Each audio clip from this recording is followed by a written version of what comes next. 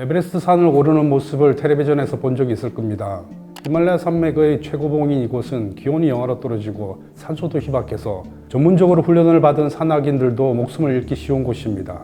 과학자들은 이렇게 높은 고산지대는 환경이 화성의 표면과 비슷하다고 말합니다. 미 항공우주국 나사가 이러한 고산지대에서 화성 탐사 장비를 시험하는 것도 이 때문입니다. 그런데 이렇게 혹독한 환경에서도 살고 있는 동물들이 있습니다. 오늘은 안데스 산맥의 정상에서 살고 있는 동물들의 극한 능력을 들여다보겠습니다. 안녕하세요. 과학 전문기자 이영환입니다. 미국 네브라스카대의 제이 스토츠 교수 연구진은 10월 24일 국제학술지 커런트 바이올로지에 안데스 산맥의 6,000m 이상의 산 정상들에서 푼타데 바카스 잎귀지들이 미라 상태로 발견됐다고 발표했습니다. 스토츠 교수 연구진은 안데스 산맥에서 탐사를 하고 있었습니다.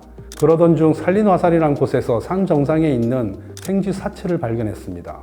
연구진은 해발 고도 6,000m 이상의 산 정상들에서 모두 13구의 생쥐 미라를 발견했습니다. 연구진은 생쥐 미라들의 연대를 측정했습니다. 그 결과 두 곳에서는 연대가 1955년 이후의 생쥐로 나타났습니다. 불과 수십 년 전에 살았던 생쥐들이란 말입니다. 또 다른 곳에서 나온 생쥐는 잉카 제국이 멸망하고 나서 한 세기가 더 지난 350년 전의 것으로 나타났습니다. 유전자 분석 결과 미라들은 잎귀지 종으로 나타났습니다. 이 잎귀지 종들은 지금까지 그보다 훨씬 낮은 고도에서 산다고 알려졌습니다. 스토츠 교수는 이번 발견이 놀라운 것은 화성과 같이 혹독한 환경에서 생쥐가 살 수 있다는 점이라고 말했습니다. 전문 산악이라면 하루 정도 이러한 고산지대에서 살 수 있습니다. 하지만 생쥐는 하루가 아닌 평생을 그곳에 살았다는 점에서 놀라운 일입니다. 이 작은 포유류의 생리적 한계를 지금까지 과소평가했다고 볼 수 있습니다.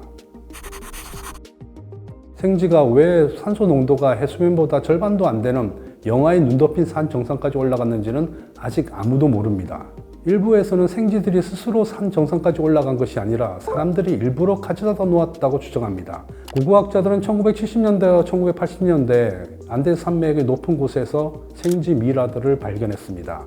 당시 학자들은 생쥐들이 과거 잉카인들과 함께 산 정상까지 올라갔다고 생각했습니다. 500년 전 잉카 제국의 사람들은 산 정상에서 동물과 사람을 제물로 바쳤습니다.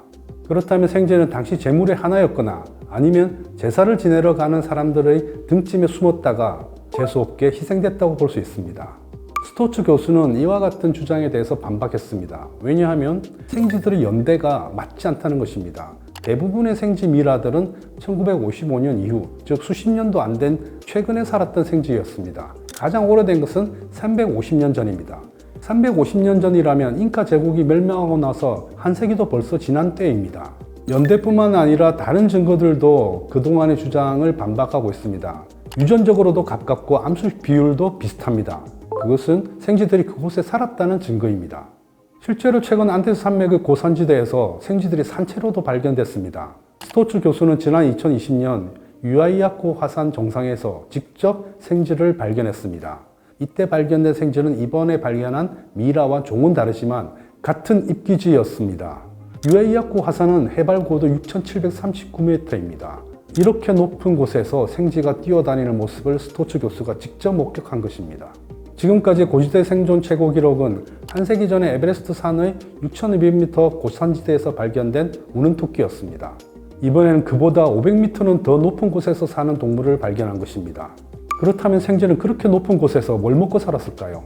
연구진은 생쥐 미라의 위에 남은 물질들을 뽑아냈습니다. 그 물질들의 유전자를 분석해보니 이끼로 나타났습니다.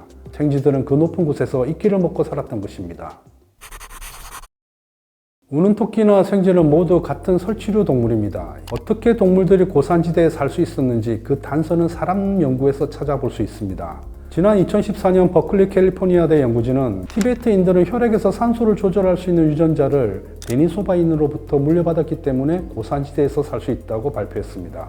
데니소바인은 현생 인류인 호모사피엔스와 4만 년 전에 멸종한 네안데르탈린과 함께 호모 속에 속하는 인류입니다. 데니소바인은 2008년 시베리아의 데니소바 동굴에서 뼈가 발견됐습니다. 이 고생인류는 2만 년 전에 멸종했습니다. 버클리 캘리포니아대 연구진은 티베트인과 한족을 각각 40명씩 유전자를 비교했습니다. 그 결과 티베트인의 유전자에서는 헤모글로빈 생산을 조절하는 EPAS1이라는 유전자가 다른 한족과 달리 변형된 형태로 나타났습니다. 영우진은 이 도렌베린 유전자가 헤모글로빈과 적혈구 생산을 줄인다고 설명했습니다. 이는 티베트인이 다른 사람들보다 혈액에서 산소를 덜 써도 된다는 말입니다. 영우진은 이 도렌베린 유전자를 데니소바인으로부터 물려받았다고 설명했습니다. 덕분에 티베트인들은 해발 고도 4,000m 이상의 고산지대에서 너끈히 살 수 있다는 말입니다. 그렇다면 히말라야의 우는 토끼와 안데스 산맥의 잎귀지에도 이런 특수 유전자가 있을지 모릅니다. 가왕 조용필은 킬리만자로의 표범이라는 노래에서 산중 높이 올라가 굶어서 얼어 죽는 눈 덮인 킬리만자로의 그 표범이고 싶다고 노래했습니다. 킬리만자로는 해발 고도 5,895m입니다. 그렇게 본다면 안데스 산맥의 저 작은 생쥐들은 킬리만자로의 눈 덮인 산 정상에 있는 표범보다 더 고고하게 살다 갔다고 볼 수 있습니다. 인간을 비롯한 포유류는 우리가 생각한 것보다 더 큰 능력을 갖고 있을지 모릅니다. 그리고 어쩌면 화성 탐사에서 그 초능력이 발휘될지도 모르죠.